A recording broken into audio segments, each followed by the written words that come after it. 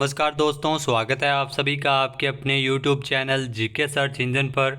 आज है 16 जून और 16 जून से रिलेटेड राजस्थान करंट अफेयर्स के जितने भी इम्पोर्टेंट क्वेश्चन हैं उन सभी को हम इस वीडियो में डिस्कस करने वाले हैं।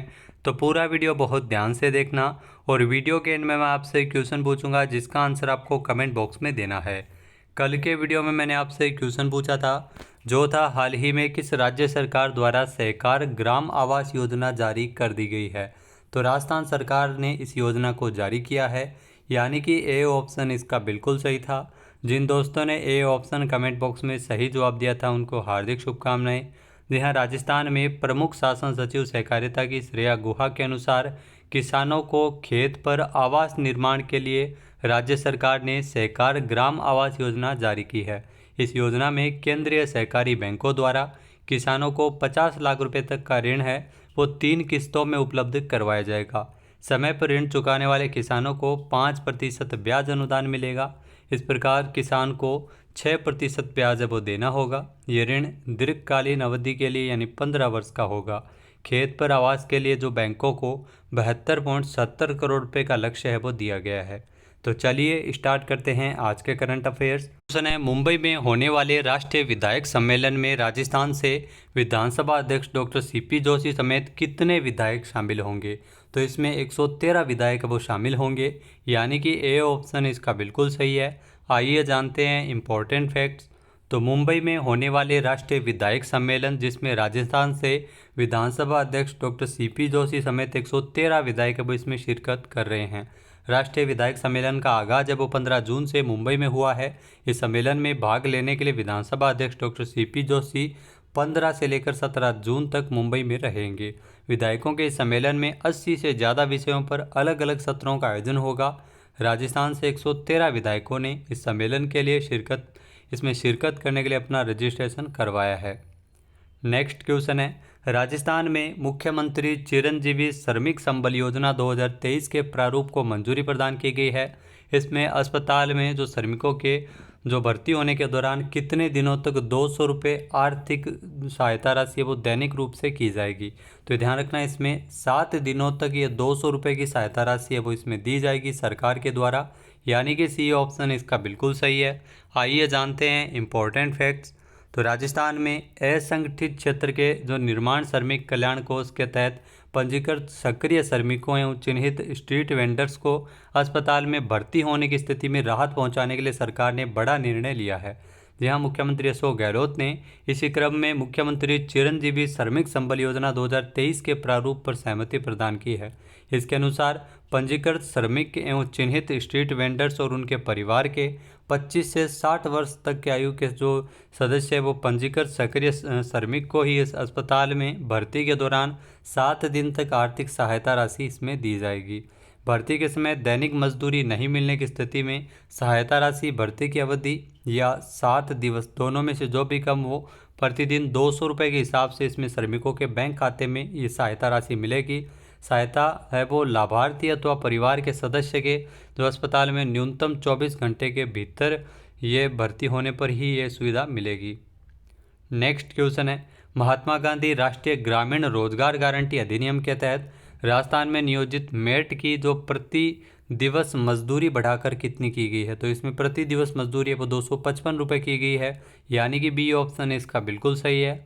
आइए जानते हैं इम्पोर्टेंट फैक्ट्स। तो महात्मा गांधी राष्ट्रीय ग्रामीण रोजगार गारंटी अधिनियम जो मनरेगा योजना है इसके तहत राजस्थान में नियोजित मेट की जो प्रति दिवस मजदूरी है उसमें बढ़ोतरी की गई है। प्रदेश में कार्यरत मेट को अब प्रति दिवस 255 रुपये मिलेंगे। यहाँ सीएम अशोक गहलोत ने मजदूरी बढ़ाए जाने के प्रस्ताव को स्वीकृति प्रदान की थी। वर्तमान में जो महात्मा गांधी ग्रामीण रोजगार गारंटी योजना के तहत नियोजित मेट को जो मजदूरी दर है वो 240 रुपये प्रति दिवस है वो दे है। साल 2023-24 के लिए इसे बढ़ाकर 255 रुपये प्रति दिवस किया गया है। मनरेगा योजना में केंद्र सरकार प्रत्येक राज्य के लिए प्रतिवर्ष अर्धकुशल श्रमिक की मजदूरी दर अधिसूचित करती है। नेक्स्ट क्वेश्चन है, राजस्थान सरकार द्वारा प्रदेश के साहित्यकारों को राजस्थान साहित्य प्रोत्साहन पुरस्कार से सुशोभित करेगी, जिसमें भाषा या अनुसंधान की श्रेणी में भाषा एवं अनुसंधान पुरस्कार किसके नाम पर मिल सकेगा। तो ये डॉक्टर सीताराम लालस के नाम पर ये भाषा एवं अनुसंधान पुरस्कार मिलेगा, यानी कि ए ऑप्शन इसका बिल्कुल सही है। आइए जानते हैं इम्पोर्टेंट फैक्ट्स। तो राज्य सरकार द्वारा प्रदेश के साहित्यकारों को राजस्थान साहित्य प्रोत्साहन पुरस्कार है वो इसमें मिलेगा, राजस्थान के साहित्यकारों को, जिसमें पद्य श्रेणी में कन्हैयालाल सेठिया साहित्य पुरस्कार, लोक साहित्य एवं कला श्रेणी में कोमल कोठारी लोक साहित्य पुरस्कार, भाषा एवं अनुसंधान श्रेणी में डॉक्टर सीताराम लालस भाषा एवं अनुसंधान पुरस्कार और गद्य श्रेणी में विजयदान देथा साहित्य पुरस्कार वो दिए जाएंगे। तो ये आप जरूर ध्यान रखना, एग्जाम में डेफिनेटली पूछे जाएंगे किसके नाम पे कौन कौन सा पुरस्कार है वो मिलेगा और किस क्षेत्र में मिलेगा, किस श्रेणी में मिलेगा। सीएम अशोक गहलोत ने इसके संबंध में प्रक्रिया मार्गदर्शिका एवं समिति से संबंधित प्रस्ताव का अनुमोदन किया था।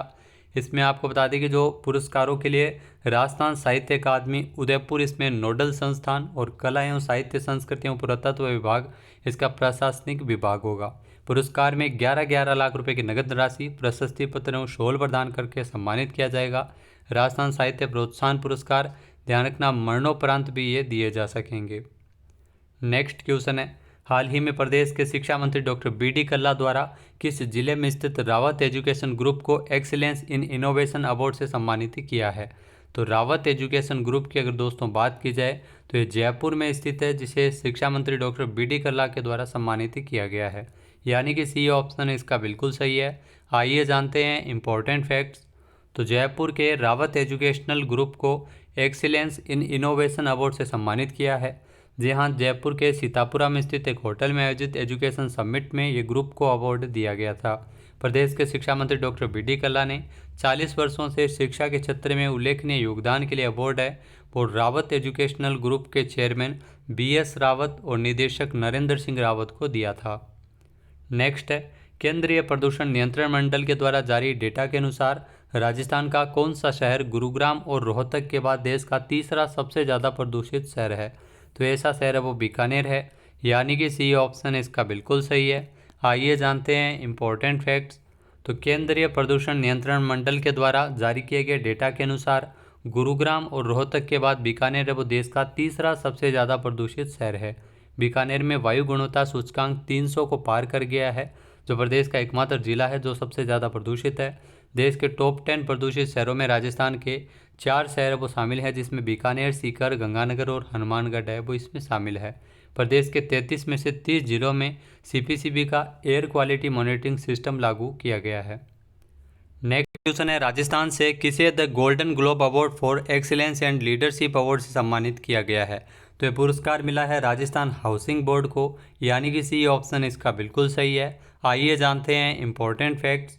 तो वर्ल्ड एचआरडी काउंसिल के निर्णायक मंडल के द्वारा राजस्थान हाउसिंग बोर्ड के 2 प्रोजेक्ट का चयन बेस्ट एनवायरनमेंट फ्रेंडली प्रोजेक्ट और best innovative project of the year के रूप में चयन करते हुए राजस्थान हाउसिंग बोर्ड को the golden globe award for excellence in leadership award से सम्मानित किया था।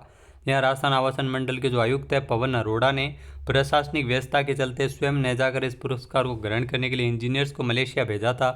वर्ल्ड एचआरडी कांग्रेस के द्वारा मानसरोवर स्थित सिटी पार्क को बेस्ट एनवायरनमेंट फ्रेंडली प्रोजेक्ट और प्रतापनगर स्थित कोचिंग हब को एक्सीलेंट इन इनोवेशन श्रेणी के लिए चयनित किया गया है। राजस्थान आवासन मंडल के जो आयुक्त है वो है पवन अरोड़ा। नेक्स्ट क्वेश्चन है, राजस्थान के कितने संभागीय मुख्यालयों में सलीम दुर्रानी आवासीय स्पोर्ट्स स्कूल खोले जाएंगे? तो राजस्थान के 7 संभागीय मुख्यालयों में सलीम दुर्रानी आवासीय स्पोर्ट्स स्कूल खुलेंगे, यानी कि ए ऑप्शन इसका बिल्कुल सही है। आइए जानते हैं इम्पोर्टेंट फैक्ट्स। तो राजस्थान में अब सभी 7 संभागीय मुख्यालयों में सलीम दुर्रानी आवासीय स्पोर्ट्स स्कूल खोले जाएंगे, जिसके लिए सरकार ने 69.20 करोड़ रुपये की वित्तीय स्वीकृति जारी की है। प्रदेश के बीकानेर, कोटा, अजमेर, उदयपुर और भरतपुर संभाग में सलीम दुर्रानी आवासीय स्पोर्ट्स स्कूल स्थापित किए जाएंगे। इसके अलावा प्रदेश में बच्चों एवं युवाओं की रुचि खेल गतिविधियों हेतु सलीम दुर्रानी आवासीय स्पोर्ट्स स्कूल स्थापित किए जाने की घोषणा है वो बजट में की गई थी। नेक्स्ट क्वेश्चन है, अंतर्राष्ट्रीय प्रशासनिक विज्ञान संस्थान जो वार्षिक सम्मेलन की मेज़बानी है वो फरवरी 2025 में कौन सा देश करेगा? तो इस सम्मेलन की मेज़बानी है वो अपना देश भारत करेगा, यानी कि बी ऑप्शन इसका बिल्कुल सही है। आइए जानते हैं इम्पोर्टेंट फैक्ट्स। तो भारत है वो फरवरी 2025 में कोच्चि में अंतर्राष्ट्रीय प्रशासनिक विज्ञान संस्थान के जो वार्षिक सम्मेलन 2025 की मेज़बानी करने वाला है। इस सम्मेलन में 30 देश और 50 से अधिक आईएएस विश्वविद्यालय लोक प्रशासन संस्थान इसमें भाग लेंगे। कोच्चि में साल 25 IIAS यानी अंतर्राष्ट्रीय प्रशासनिक विज्ञान संस्थान का जो वार्षिक सम्मेलन है, इसका जो विषय है वो अगली पीढ़ी के प्रशासनिक सुधार, नागरिकों को सशक्त बनाना और अंतिम मील तक पहुंचाना है। नेक्स्ट है, हाल ही में G20 digital economic working group की तीसरी बैठक 14 जून 2023 को कहाँ संपन्न हुई थी? तो इस बैठक का आयोजन पुणे में किया गया था, यानी कि ए ऑप्शन इसका बिल्कुल सही है। आइए जानते हैं इम्पोर्टेंट फैक्ट्स। तो G20 digital economic working group की जो तीसरी बैठक है वो 14 जून को पुणे में संपन्न हुई थी। बैठक में ग्लोबल डिजिटल पब्लिक इंफ्रास्ट्रक्चर शिखर सम्मेलन शामिल था, जिसमें 250 से अधिक प्रतिनिधियों ने इसमें भाग लिया था। भारत ने जनसंख्या के पैमाने पर जो कार्यान्वित सफल डिजिटल समाधान जो इंडिया स्टैक को साझा करने के लिए 4 देशों के साथ समझौता ज्ञापन पर हस्ताक्षर किए थे। बात करते हैं आज के हमारे क्विज के, जिसका आंसर आपको कमेंट बॉक्स में देना है। तो आज का क्विज है, लोक कला से जुड़ी विभिन्न जातियों वर्गों के उत्थान के लिए किस राज्य में लोक कला विकास बोर्ड का गठन किया जाएगा? एक बार फिर से सुनिएगा, लोक कला से जुड़ी विभिन्न जातियों वर्गों का उत्थान के लिए किस राज्य में लोक कला विकास बोर्ड का गठन किया जाएगा?